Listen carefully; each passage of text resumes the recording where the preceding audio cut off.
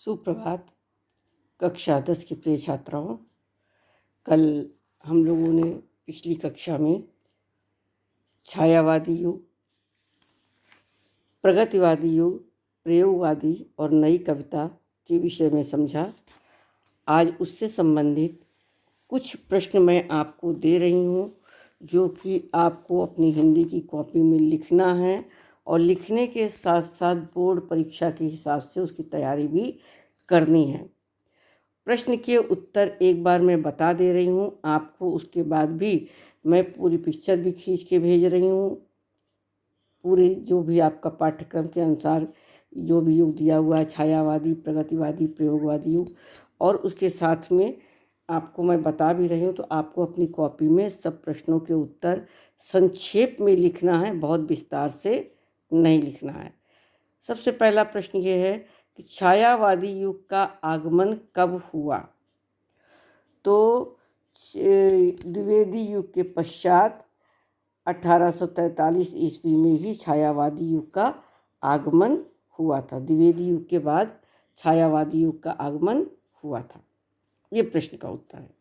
छायावादी युग के प्रमुख स्तंभ कवियों का नाम लिखो। छायावादी युग के प्रमुख 4 स्तंभ कवि हैं: जयशंकर प्रसाद, महादेवी वर्मा, सूर्यकांत त्रिपाठी निराला और सुमित्रानंदन पंत। ये 4 प्रमुख स्तंभ हैं। छायावादी युग की प्रमुख प्रवृत्तियों का उल्लेख कीजिए। तो देखिए, छायावादी युग की प्रमुख प्रवृत्तियाँ ये दी हुई हैं। मैंने फ़ोटो भी खींच के भेजा है कि उस समय की जो प्रमुख प्रवृत्तियाँ थी, क्या थी? वैयक्तिक अनुभूति की प्रबलता यानी अर्थपरक रचनाएं, सौंदर्य भावना नंबर 2, श्रृंगार और प्रेम नंबर 3, वेदना 4, करुणा तथा नैराश्य की भावना 5, प्रकृति का मानवीयकरण 6, रहस्य भावना। ये इस युग की प्रमुख प्रवृत्तियाँ थीं। आप संख्या डाल के 1, 2, 3, 4 करके इसको लिखिएगा।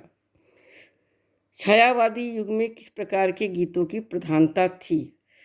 तो छायावादी युग में मुक्तक गीत और संगीतात्मक गे गीतों की प्रधानता थी। यह छायावादी युग में मुक्तक गीतों की प्रधानता थी। ठीक, मुक्तक और संगीतात्मक गीतों की प्रधानता थी। छायावादी युग में किस प्रकार की भाषा का प्रयोग किया जाता था? तो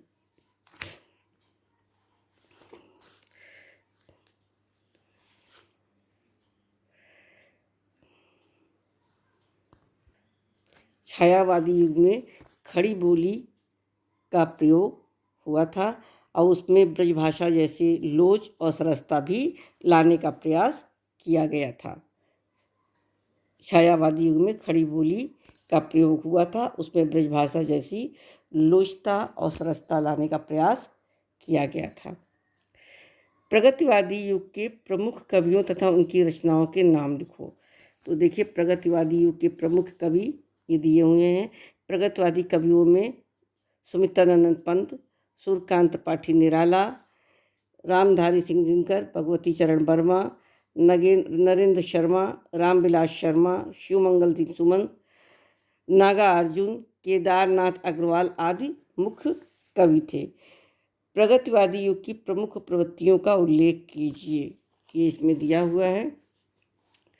प्रगतिवादी युग में साम्यवाद के आधार पर रोटी, कपड़ा, मकान की समस्या, मजदूर और किसानों की दयनीय दशा की कविता का विषय बनाया गया था। ये इसकी प्रमुख विशेषता थी। आगे इसमें और भी दिया हुआ है। प्राचीन रूढ़ियों और मान्यताओं का विरोध। इस प्रवृत्ति का विरोध मतलब प्रवृत्तियाँ जो आप है वो देख लीजिए। प्राचीन रूढ़ियों एवं मान्यताओं का विरोध, मानवतावादी प्रवृत्ति, शोषक वर्ग के प्रति घृणा और शोषित वर्गों के प्रति सहानुभूति, विद्रोह एवं क्रांति की भावना, समाज का यथार्थवादी चित्रण, नारी के प्रति परिवर्तित दृष्टिकोण आदि प्रगतिवादी कविता की प्रमुख प्रवृत्तियाँ थीं। ये इसमें लगा हुआ है, आप इसको देखकर करिएगा। प्रगतिवादी कविता युग की कविता का विषय क्या था? तो ये दिया हुआ है। प्रगतिवादी युग की कविता का विषय क्या था? कार्ल मार्क्स के साम्यवाद के आधार पर बनाकर रोटी, कपड़ा, मकान की समस्या और मजदूर किसानों की दयनीय दशा को कविता का विषय बनाया गया। कार्ल मार्क्स से साम्यवाद को आधार बनाकर रोटी कपड़ा मकान की समस्या और मजदूरों किसानों की दयनीय दशा को कविता का विषय बनाया गया। प्रगतिवाद के पश्चात किस युग का उदय हुआ? प्रगतिवाद के बाद प्रयोगवादी धारा और नई कविता का युग प्रारंभ हुआ। कितने तार सप्तक प्रयोगवादी धारा में संपादित हुए? 3 तार सप्तक प्रयोगवादी धारा में संपादित हुए थे। प्रथम तार सप्तक का संपादन एवं प्रकाशन वर्ष किस सन में हुआ? प्रथम तार सप्तक का संपादन एवं प्रकाशन 1943 ईस्वी में हुआ था। प्रथम तार सप्तक में सम्मिलित 7 कवियों के नाम बताओ। प्रथम तार सप्तक में जो 7 कवि थे वो कौन कौन थे?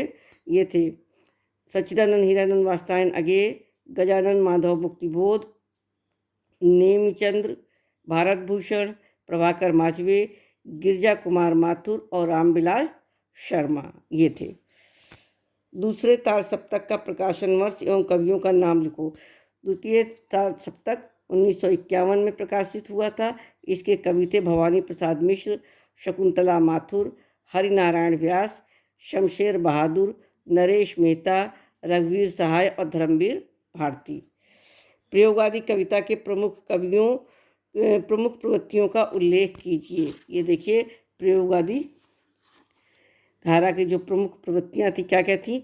घोर वैयक्तिकता, अति यथार्थवादी दृष्टिकोण, कुंठा और निराशा के स्वर, गहन बौद्धिकता, भदेश यानी अनपढ़ विरूप का विचित्रण, विद्रोह का स्वर, व्यंग और कटोक्ति प्रयोगवादी कविता की प्रमुख प्रवृत्तियां थी। निशान भी लगा हुआ है, आप लोगों को केवल करना है।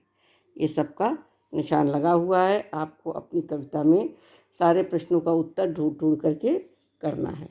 धन्यवाद बच्चों।